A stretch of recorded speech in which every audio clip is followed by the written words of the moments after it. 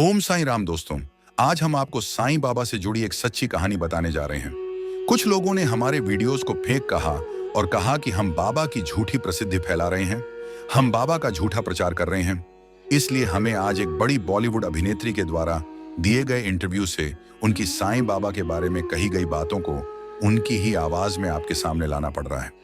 उन अभिनेत्री का नाम है विद्या बालन, जिन्हें आपने कई बड़ी महाप्रसिद्ध फिल्मों में देखा है। अक्सर फिल्मों को हिट करवाने में मुख्य भूमिका हीरो की होती है, पर विद्या बालन जी के संबंध में ये बात लागू नहीं होती। वह अकेले ही अपने दम पर फिल्म को सुपरहिट बना देती हैं। पर उनकी इस बड़ी सफलता के पीछे का संघर्ष और बाबा द्वारा किसी रूप में उन पर कृपा करना लोगों को नहीं पता। लोगों ने बस उनकी सफलता देखी है और साईं बाबा का उनके जीवन में कितना बड़ा योगदान रहा है, इसकी जानकारी भी लोग नहीं जानते। आप खुद विद्या बालन जी द्वारा दिए इंटरव्यू को उनकी आवाज में सुनिए। एक वक्त ऐसा था जब my father told me I was scared to leave you and your mom alone at home and go, मतलब नॉट लिटरली बट बिकॉज मैं कुछ किसी ना किसी बात पे उनसे झगड़ती थी and I don't feel proud of it today, but I know that I didn't know any better. You're just feeling frustrated, yeah, maybe? frustrated because you feel so rejected. एक फिल्म से मुझे ये कह के निकाला गया कि चेहरा तो देखिए अपना, फिर 6 महीने तक मैंने अपना चेहरा आईने में नहीं देखा. So I used to feel very ugly.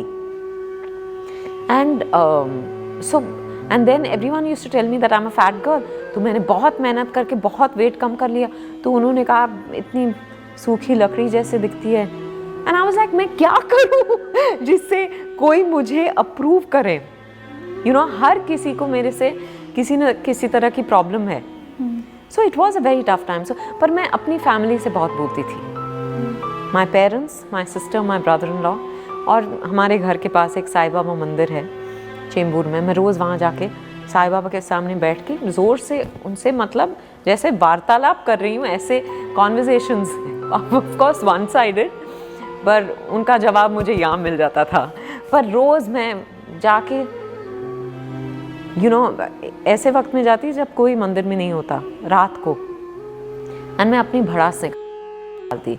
मैं कहती कि क्यों ये सपना क्यों दिखाया अगर पूरा नहीं करना था तो. और बहुत रोती थी, कभी कभी रोते रोते सोने जाती, पर फिर अगले दिन उठ के लगता कि अच्छा एक और दिन ट्राई कर लूँ. उसी दौरान मैं दादा के साथ एक एड फिल्म के लिए कलकत्ता गई. वहाँ के प्रोडक्शन मैनेजर ने मुझे देखा. वो फिल्म तब्बू करने वाली थी बंगाली में, पर उनके कुछ डेट इश्यूज, मुझे नहीं पता किस रीज़न से उन्होंने छोड़ दिया.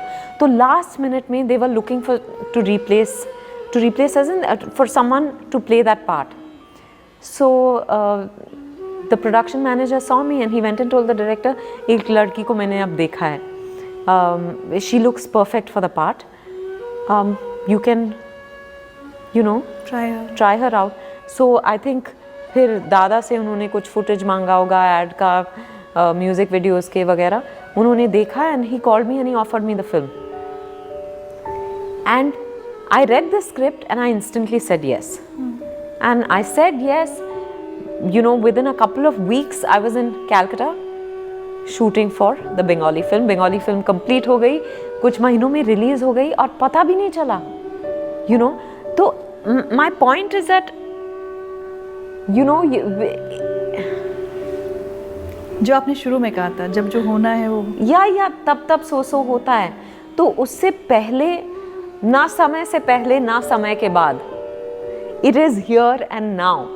तो देखा किस तरह साईं बाबा का उन पर आशीर्वाद रहा और उनकी पहली बॉलीवुड की सफल मूवी परिणीता, जो 2005 में रिलीज हुई थी, वह उन्हें साईं बाबा के आशीर्वाद के बाद मिली और उसके बाद वो कभी नहीं रुकी. आज भी विद्या बालन उसी मंदिर में बाबा के आगे अपने दिल की बात रखने जाती है. तो दोस्तों, क्या यह झूठ है? आप बताइए. जब इतने महान और सफल लोग बाबा की शरण में जा रहे हैं, तो हम कौन होते हैं उन पर शक करने वाले? क्यों हमें बाबा पर भरोसा नहीं होना चाहिए? मेरा निवेदन है, आप लोग बाबा की शरण में आ जाइए. आपको सफल होने से कोई नहीं रोक सकता. लेकिन दोस्तों, सिर्फ विद्या बालन ही नहीं, ऐसे हजारों लाखों सितारे और आम लोग हैं जिनके बारे में आप नहीं जानते, जिनका जीवन बाबा ने संवारा है, जिन पर उन्होंने अपनी अपार कृपा की है. पर अफसोस कई लोगों ने बस उन्हें बदनाम किया है, उनके अस्तित्व पर सवाल उठाए हैं। हम न तो किसी धर्म के खिलाफ हैं, न ही किसी व्यक्ति के खिलाफ। हम तो सिर्फ बाबा के सेवक हैं और अपने सेवक होने का फर्ज निभा रहे हैं। हम उनका प्रचार, उनकी भक्ति का प्रचार कर रहे हैं ताकि मुसीबत में फंसे लोगों की मदद कर सकें, उन्हें भी बाबा की शरण में लाकर राहत और आशा दे सकें। ओम साईं राम।